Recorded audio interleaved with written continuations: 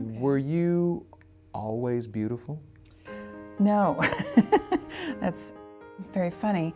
No, actually my nickname as a child was Stork. So Really? yeah, yeah. You know, a lot of girls that grew up skinny and awkward and, you know, long-legged end up being models. So kind of makes sense that when you're, you know, going through the teenage awkward stages that, yeah, you're not always so pretty. But when did you first realize that you were pretty?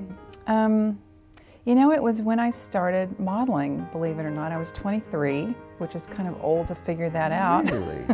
Yeah, and that's, I think, part of why I loved modeling was because it made me feel pretty. And I hadn't really come to terms with my own beauty as a woman, my sexuality as a woman. I was very shy and didn't have a lot of luck with boyfriends up to that point. And that was really when the light bulb went off over my head and I thought, wow, I think I could look really pretty.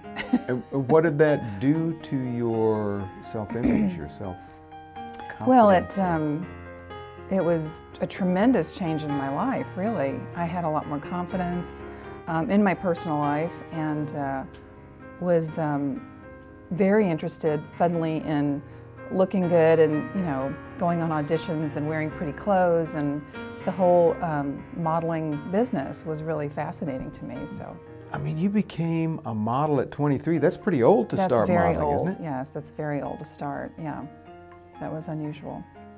And did you ever ask yourself, I wonder how long this whole thing's gonna last? Yes. And I didn't think it would last very long.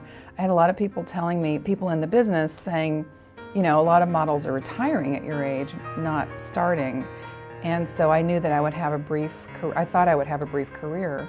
And I loved it, so I wanted to do it just sort of full on, as much as I could, as long as I could, not realizing that you can actually do it for a long time. It's just a different kind of modeling that you can do long term, which I did. And how long did you end up? 29 years, long time. Yeah. Did you have a hard time walking away from your career?